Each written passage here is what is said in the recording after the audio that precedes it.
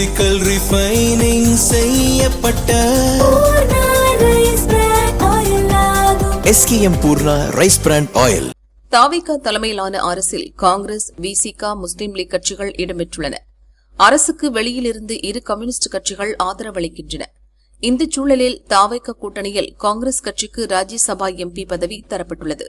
அந்த பதவிக்கு காங்கிரஸ் மேலாண்மை பிரிவு தலைவர் பிரவீன் சக்கரவர்த்தி போட்டியிடுவதாக அறிவிக்கப்பட்டுள்ளது.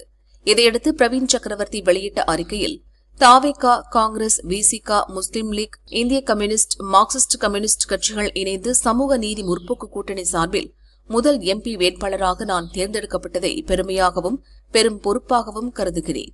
என் மீது நம்பிக்கை வைத்த ராகுல் மற்றும் முதல்வர் விஜய்க்கு மனமார்ந்த நன்றி என கூறியிருந்தார்.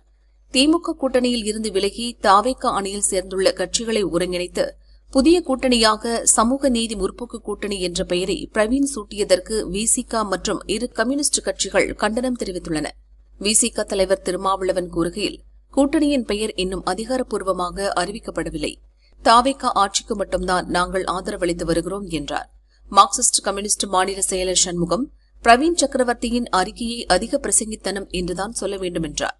இந்திய கம்யூனிஸ்ட் மாநில செயலர் வீரபாண்டியன், சமூக நீதி முற்போக்கு கூட்டணியில் இந்திய கம்யூனிஸ்ட் கட்சி பெயரை பிரவீன் சக்கரவர்த்தி குறிப்பிட்டது தவறானது என்றார். இதையடுத்து பிரவீன் சக்கரவர்த்தி வெளியிட்ட விளக்க அறிக்கையில், சமூக நீதி முற்போக்கு சக்தி என்பதற்கு பதிலாக கூட்டணி என தவறுதலாக குறிப்பிட்டுவிட்டேன் என விளக்கம் அளித்தார்.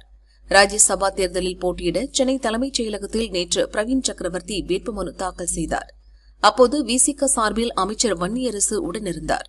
இரு கம்யூனிஸ்ட் கட்சிகள், முஸ்லிம் லீக் ஆகியவை சார்பில் யாரும் வரவில்லை. எனவே அக்கட்சிகளின் அலுவலகங்களுக்கு சென்று பிரவீன் சக்கரவர்த்தி நன்றி தெரிவித்தார். அவருடன் காங்கிரஸ் அமைச்சர்கள் விஸ்வநாதன், ராஜேஷ்குமாரும் சென்றனர்.